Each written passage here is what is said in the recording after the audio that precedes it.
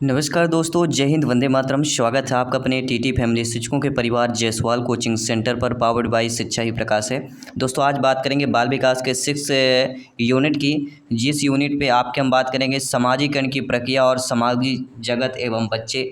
और ये चैप्टर इसलिए इम्पॉर्टेंट है क्योंकि पिछली बार दोस्तों यहाँ पे 14 से लेके 16 प्रश्न जो है इस चैप्टर से पूछे गए आपके वर्ग 3 में।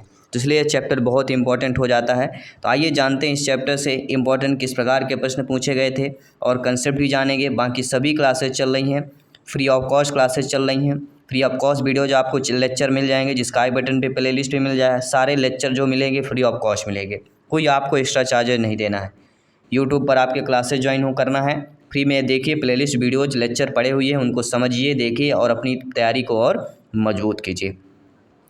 आइए जानेंगे सामाजिकरण की प्रक्रिया में जो सामाजिक जगत एवं बच्चे, जिसमें शिक्षा का अभिभावक और साथ ही संबंधित पिछली बार प्रश्न पूछे गए थे। केवल इंपॉर्टेंट पॉइंट्स जानेंगे, ठीक है। थ्योरी भी उतना नहीं जानेंगे, जो इंपॉर्टेंट चीज़ें हैं वही हम यहाँ पे आपसे शेयर करने वाले हैं। तो सभी लोग ध्यानपूर्वक समझिएगा, हो सके तो नोट करते जाइएगा। बात आई है दोस्तों समाजीकरण की। समाजीकरण एक प्रक्रिया है जिसके द्वारा लोग ज्ञान, कौशल और शील गुण अर्जित करते हैं और उन्हें समाज और समूहों के प्रभावी सदस्यों के रूप में भाग लेने के योग्य बनाते हैं।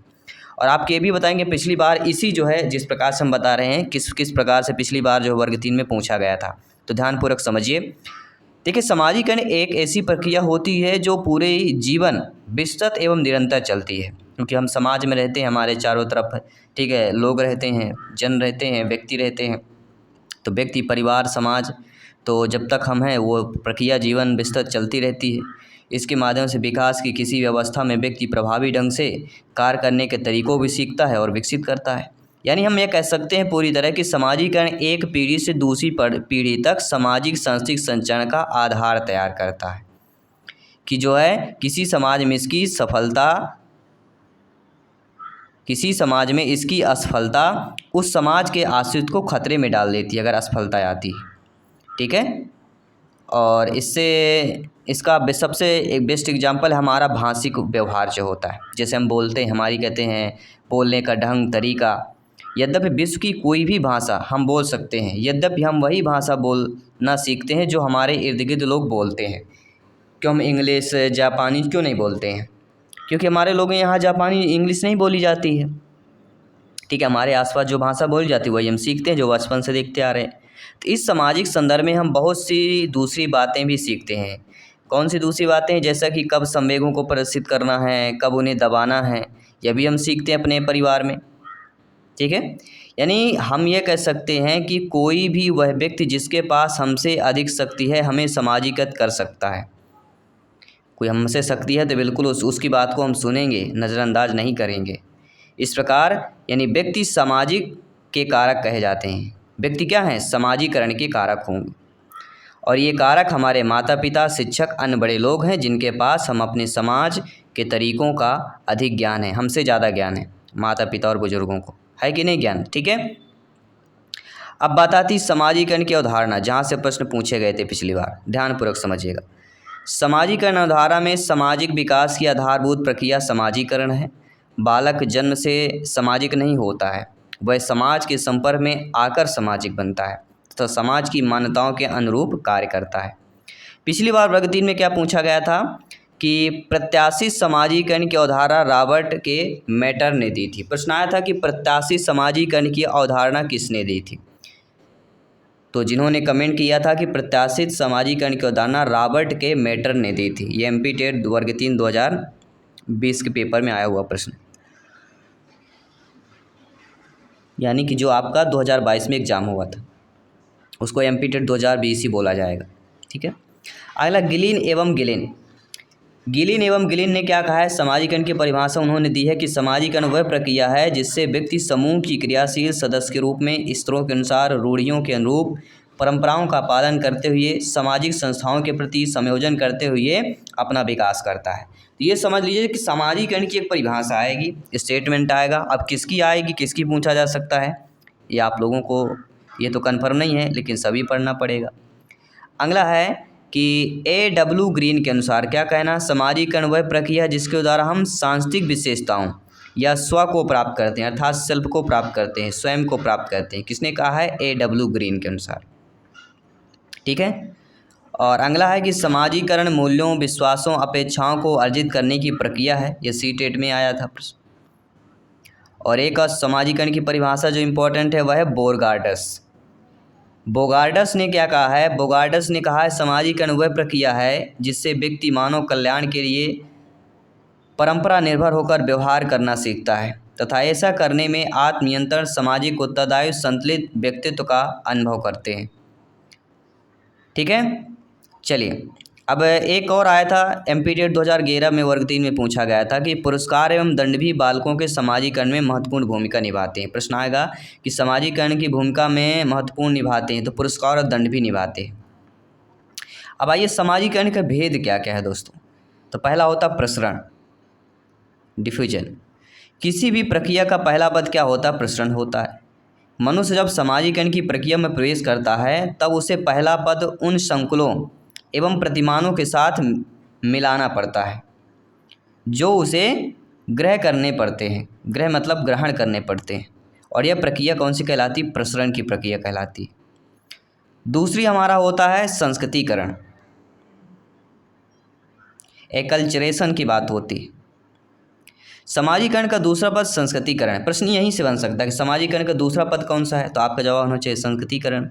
और इस पद में व्यक्ति जिस समाज में रहने लगता है उसमें उस समाज के रीति रिवाज, आचार विचार, रहन सहन को स्वीकार करने के साथ साथ अपने विचार, आचार विचार, रहन सहन, खान पान को भी दूसरे समाज में प्रचारित करता है, और यह संस्कृतिकरण है।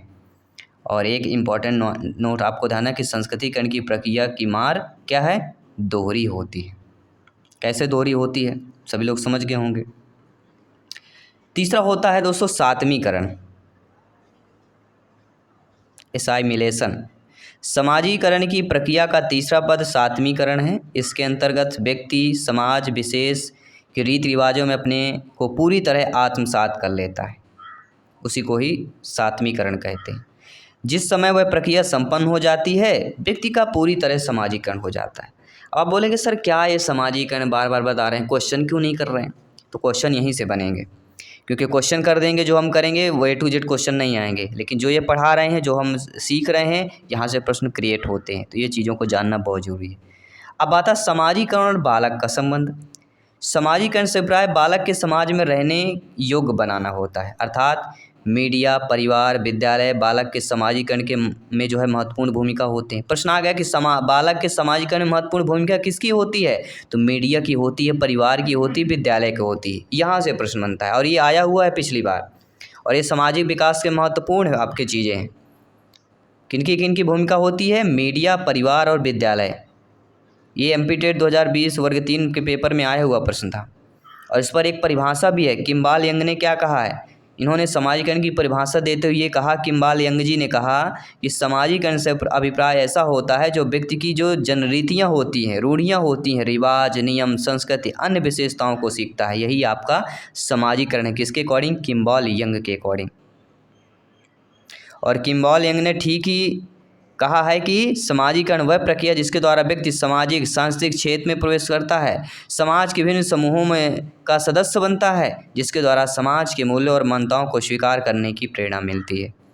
तो आई होप सभी लोग समझ गए होंगे। और आइए देखते हैं अगला पॉइंट, जो ये भी आपके वर्ग 3 में आया हुआ प्रश्न था कि समाजीकरण का अर्थ समाज के अंदर रहकर समाज के नियम, कानून, व्यक्तित्व स्थापित करना है, और इसका उद्देश्य रोजगार उपलब्ध करवाना नहीं होता है। कथन के रूप में आया था कि समाजीकरण का अर्थ क्या होता है? तो समाजीकरण का अर्थ ये होता है समाज के अंदर रहकर समाज के नियम, कानून व्यवस्थित या व कानून व्यक्तित्व स्थापित करना है, ना कि उसको रोजगार उपलब्ध करवाना। यह उद्देश्य नहीं होता समाजीकरण का। समाजीकरण का उद्देश्य होता है कि समाज में जो रह रहे व्यक्ति है उनके समाज के नियम, कानून, व्यक्तित्व स्थापित करना होता है। अगला पॉइंट्स आपको लिखना है या ध्यान करना है, माइंड की मेमोरी में सेव करना है कि मनुष्य एक सामाजिक प्राणी है और वह समाज में रहकर ही अपनी सभी आवश्यकताओं की पूर्ति करता है। तो मनुष्य कौन सा एक सामाजिक प्राणी है? कहाँ पे रहकर अपनी आवश्यकता पूर्ति करता है? समाज में रहकर अपनी आवश्यकता को पूर्ति करता है। अगला में समाज में वह जन्म लेता है, यहीं पर उसका विकास होता है, यहीं पर सामाजिक संबंधों के तानों बानों से उलझा रहता है। कहाँ पर व्यक्ति? समाज में ही रहता है। समाज के यही ताने बाने मनुष्य को सामाजिक बनाते हैं। प्रश्न आ गया कि समाज में किस प्रक्रिया के अधीन बालक को जो है, ये समाज में कौन जो है मनुष्य को सामाजिक बनाते हैं, तो ताने बाने जो मिलते हैं ये भी सामाजिक बनाते हैं। अच्छा बुरा होता है ये भी हमें सामाजिक बनाते हैं। भाई अच्छा बुरा होगा तभी तो जानेंगे कि ये अच्छी चीज़ है बुरी चीज़ है। और सामान्य में जिस प्रक्रिया के अधीन बालक का सामाजिकरण होता है, समाज में जिस प्रक्रिया के अधीन बालक का सामाजिकरण होता है उसे सामाजिकरण की प्रक्रिया, प्रोसेस ऑफ सोशलाइजेशन कहा जाता है। और अगला जो वर्ग 3 में आया हुआ प्रश्न था कि धर्म एक बृहत स्त्री समाजीकरण की इकाई नहीं है। प्रश्न आ गया था कि धर्म एक स्त्री समाजीकरण की इकाई है या नहीं। तो धर्म एक क्या है, बृहत स्त्री समाजीकरण की इकाई नहीं है। अब बात आती समाजीकरण की प्रक्रिया के। दोस्तों आप सभी लोग जानते हैं, ज्ञानी सर्वविख्याता लोग हैं, भावी अध्यापक अध्यापिकाएँ हैं। जसवाल सर आप सभी का अभिनंदन और स्वागत करते हैं। मेरे प्यारे प्यारे भाइयों के प्यारी प्यारी बहनें, सभी लोग समझिएगा, हर एक पॉइंट यहाँ पे इम्पोर्टेंट है, क्योंकि ये बाद में आपको फिर वही पछतावा होगा कि काश सर की पूरी क्लास मैंने देख ली होती तो ये क्वेश्चन मेरे से बन गया होता। तो ये काश शब्द ना आए, पछतावा ना हो, क्योंकि वैकेंसी हर बार नहीं आती, 2, 3, 4, 5 सालों में अपने एमपी में आती है। इसलिए मौका मत गवाइए, नहीं फिर समाज परिवार रिलेशन वाले फिर वही ताने आपको सुनने को मिलेंगे। तो ताने सुनने को ना मिले, इसलिए पढ़ाई में ध्यान रखकर पढ़ाई कीजिए। अगला प्रश्न है, समाजीकरण की प्रक्रिया को प्रभावित करने वाले कारकों में प्रमुख कारक कौन होता है। तो समाजीकरण प्रक्रिया को प्रभावित करने वाले कारक, ये इंपॉर्टेंट है। पहला होता है पालन पोषण, फिर आत्मीकरण, पुरस्कार और दंड भी होता है, सहकारिता भी होती है और सहानुभूति भी होता है। पुरस्कार और दंड ये एमपीटेट वगैरह में आया हुआ प्रश्न। सहकारिता, सहानुभूति, अनुकरण, सामाजिक शिक्षण, ठीक है, ये सारे आपके क्या हैं, इस सामाजिकरण की प्रक्रिया को प्रभावित करने वाले कारक हैं। अगला सामाजिकरण मूल्यों, विश्वासों तथा अपेक्षाओं को अर्जित करने की प्रक्रिया है, यह स्टेटमेंट आया हुआ है। अब बात आती समाजीकरण के साधन क्या है। भैया जब हम कहीं जाना होता तो हम साधन से जानते हैं, बाइक से जाएं, कार से जाएं, बाई बस जाएं, बाई ट्रेन जाएं, ये क्या है हमारे लिए साधन है जाने के लिए। इसी प्रकार समाजीकरण के भी साधन होते हैं। बालक के समाजीकरण में केवल परिवार का ही योग नहीं होता, अपितु अनेक एक ऐसी संस्थाएं होती हैं जिनमें बालक में समाजीकरण गुणों का विकास होता है। जैसे इन संस्थाओं में रहकर बालक अनेक सामाजिक गुणों का विकास करता है। व्यक्ति की अपनी भूमिका का भी इसमें विशेष महत्व होता है। जैसे इस पर मीड ने क्या कहा है, मीड ने कहा है कि स्वयं अपने विषय के रूप में, स्व अर्थात सेल्फ मूल रूप से एक सामाजिक ढांचा होते हैं। स्वयं क्या है, अपने विषय के रूप में स्व मूल रूप से एक सामाजिक ढांचा है और सामाजिक अनुभवों द्वारा उसका विकास होता है। किसने कहा, मीड ने कहा है। तो ये स्टेटमेंट परिभाषा भी इम्पोर्टेंट है। अगला स्वार्थी परार्थी गुणों के कारण व्यक्ति में अपने विषय में अनेक धारणाएं विकसित होती हैं। क्यूबर ने क्या कहा है कि आज व्यक्ति में जितनी भी अनुभव तथा गुण विद्यमान हैं वे सब चाही अनचाही, आशा निराशा, भय प्रेम आदि परिस्थितियों की अनुक्रियाओं का परिणाम ही है। किसने कहा है, क्यूबर ने कहा है, नोट कर लीजिए। और ये सभी गुण क्या होते हैं, परिवार, विद्यालय, समुदाय, संस्कृति से सीखते हैं। और अतः हम उन प्रमुख साधनों पर विचार कर रहे हैं जो समाजीकरण में योग देती हैं। अब बात आती परिवार फैमिली की। समाजीकरण में परिवार की क्या भूमिका होती है। ये एमपीटेट वर्ग 3 में पूछा गया प्रश्न है कि बच्चे की प्राथमिक पाठशाला उसका परिवार होता है। परिवार एक अनौपचारिक संस्था होती है जिसमें बच्चा शिक्षा ग्रहण करता है। तो बच्चे की प्राथमिक पाठशाला क्या होता है, उसका परिवार होता है। और परिवार एक कैसी है, अनौपचारिक संस्था है। औपचारिक अनौपचारिक दोनों चीज़ें समझिए, अनौपचारिक संस्था है। तो बच्चे की प्राथमिक पाठशाला परिवार होता है, लेकिन परिवार कैसा, अनौपचारिक संस्था है। और विद्यालय कैसा है, औपचारिक संस्था है। तो ये परिवार अनौपचारिक रूप में, जिसमें बच्चा शिक्षा ग्रहण करता है। किस प्रकार से, अनौपचारिक रूप से। अगला, बालक को समाज के योग्य बनाने में पहला कार्य किसका होता है, परिवार का होता है।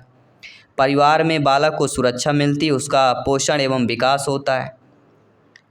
समाजीकरण का प्रथम और महत्वपूर्ण कारक परिवार ही होता है, जिसमें शिक्षा का अनौपचारिक साधन, ये भी एमपीटेट में आया हुआ प्रश्न, दो प्रकार से पूछा गया था। एक ये हो गया और एक ये, सेम चीज़ें लेकिन दो प्रकार से पूछा गया था।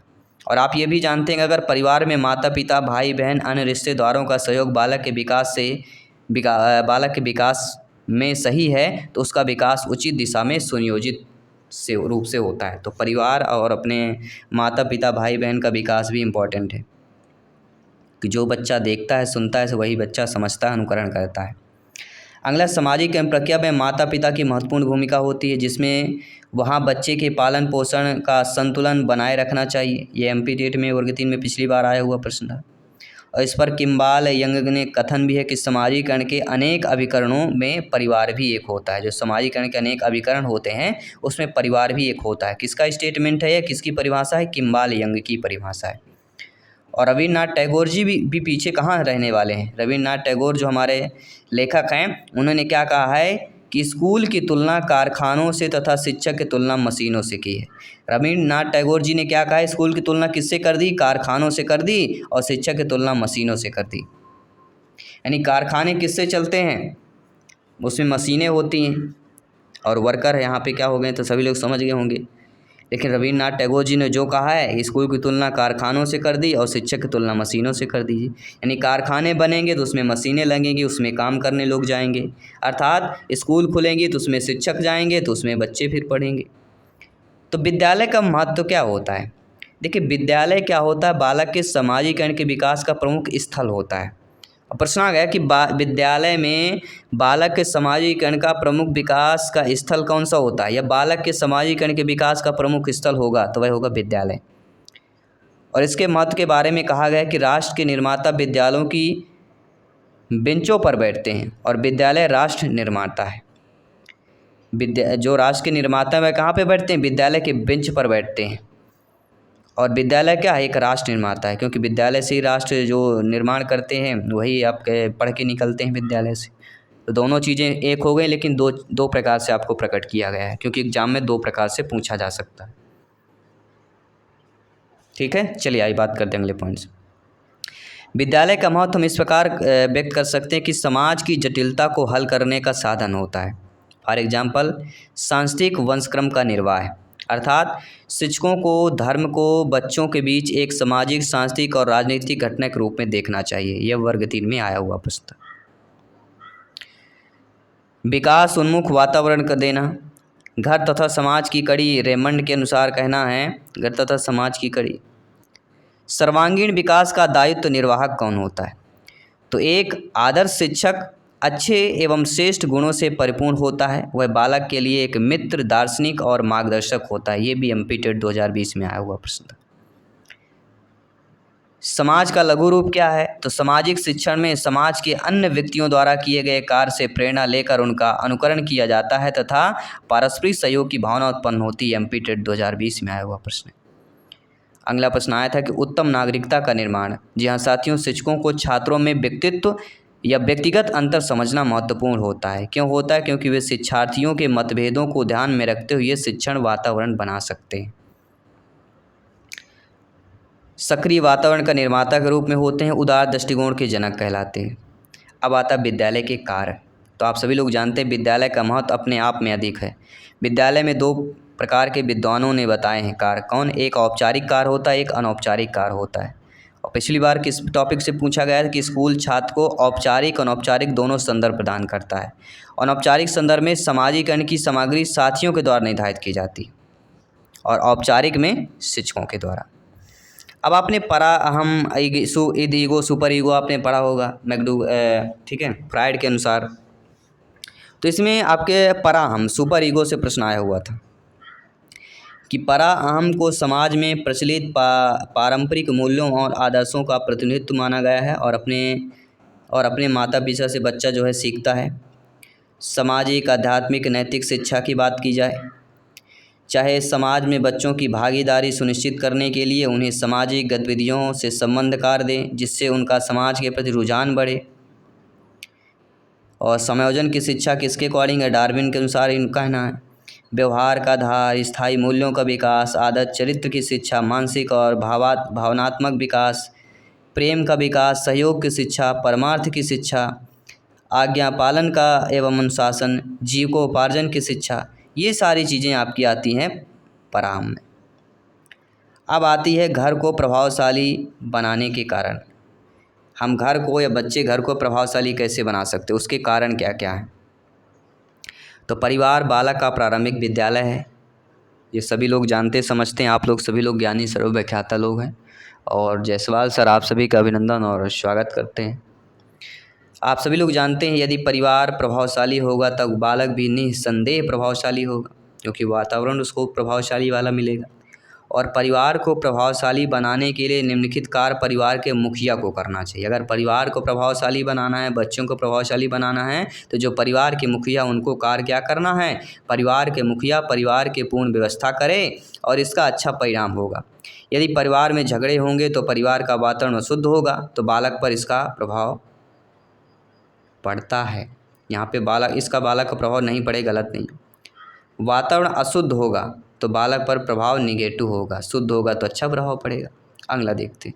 आधुनिक समाज में वयस्कता को तब प्राप्त माना जाता है जब कोई व्यक्ति अपने माता पिता के परिवार से पूरी तरह स्वतंत्र होकर अपना भरण पोषण कर सकता है। पूर्व वयस्कता का तात्पर्य स्वयं का परिवार बनाने की क्षमता भी होती है। तो ठीक है, ये वर्ग पिछली बार आया हुआ प्रश्न। अर्थात हम ये कह सकते हैं कि परिवार के मुखिया को परिवार के पड़ोस के वातावरण का भी निर्माण करने में समुचित योग प्रदान करना चाहिए। परिवारों में मानसिक वातावरण का स्वास्थ्य होना आवश्यक है। निर्धनता और अशिक्षा के कारण परिवारों में यह अभाव देखने को अक्सर मिलता है। मानसिक वातावरण स्वस्थ होना और आवश्यकता, इन चीज़ों पर ज़्यादा दिक्कतें आती हैं। ठीक है,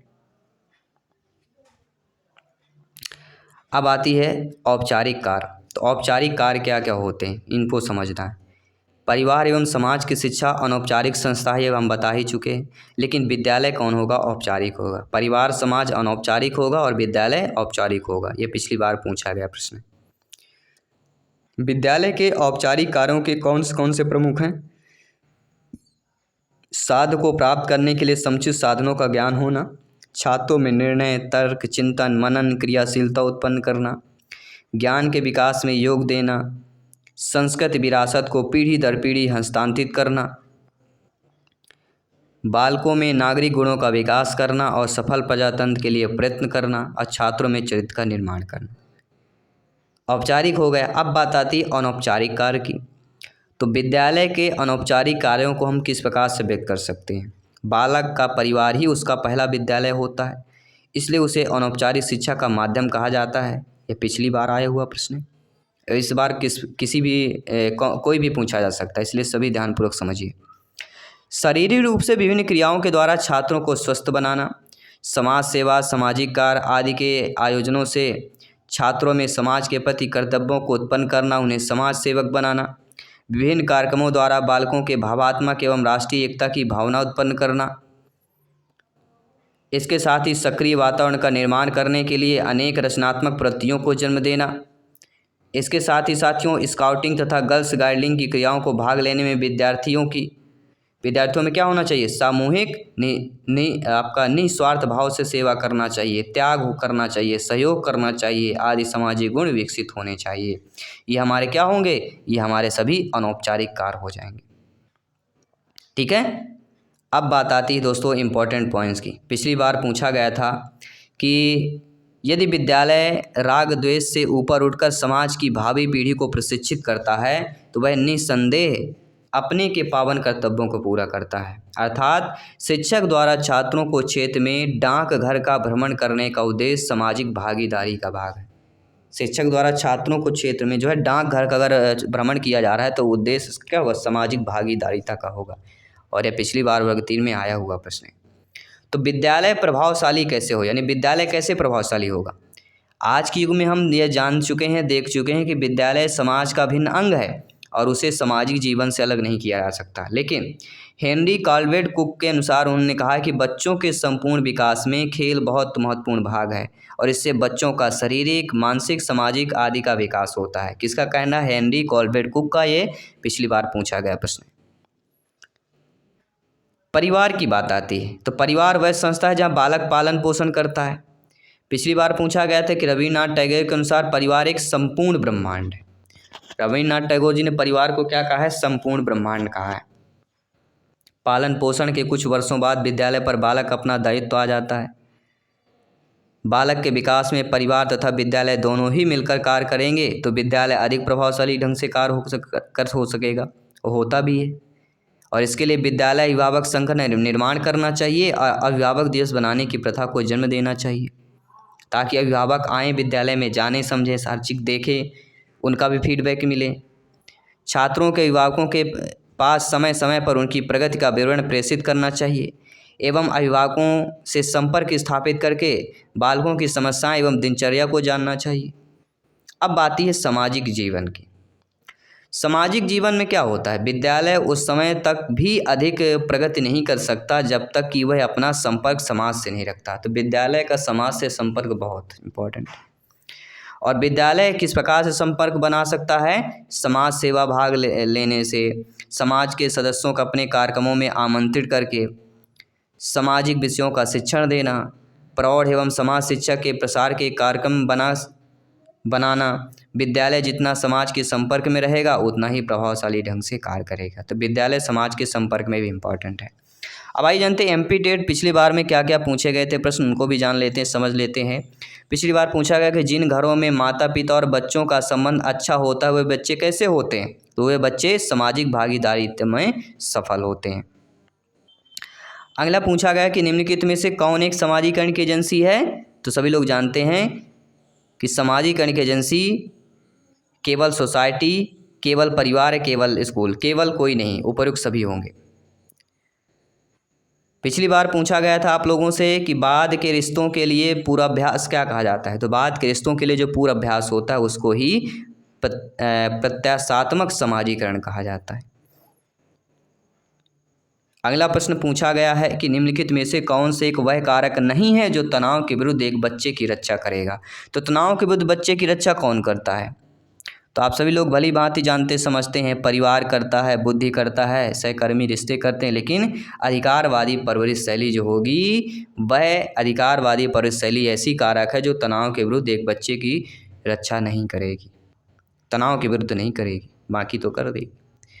अगला कि समान आयु वर्ग के बच्चों का होना और समान सामाजिक पृष्ठभूमि को साझा करना किसके रूप में जाना जाता है, खेलने के साथी, मित्र, सहपाठी या साथियों का समूह। तो समान आयु वर्ग के बच्चों का होना और समान सामाजिक पृष्ठभूमि को साझा करना किस रूप में जाना जाता है, तो यह साथियों के समूह के रूप में जाना जाता है। तो आई होप सभी लोग समझ गए होंगे। कल इससे महत्वपूर्ण प्रश्न करेंगे, इंपॉर्टेंट क्वेश्चंस लेकर आएंगे जो आपके संभावित प्रश्न होंगे, कुछ पूछे गए प्रश्न भी होंगे। तो एमसीक्यूज पूरा रहेगा अगली क्लास। तो सभी लोग डेली आइए 7:30 PM में क्लास को ज्वाइन कीजिए। 7 PM to 7:30 PM हमारी CDP बाल विकास की क्लास रहती है। बाकी सभी क्लासेस चल रही हैं। प्रिपरेशन देखिए, लेक्चर आपको ऑलरेडी अपलोडेड मिलेंगे, फ्री ऑफ कॉस्ट मिलेंगे। बाकी भी हमारी जो टॉपर नोट्स मंगवाना है तो आपको व्हाट्सएप कर देना है। व्हाट्सएप नंबर सभी को मिल गया होगा। सभी मित्रों को जय हिंद, वंदे मातरम, धन्यवाद सभी का।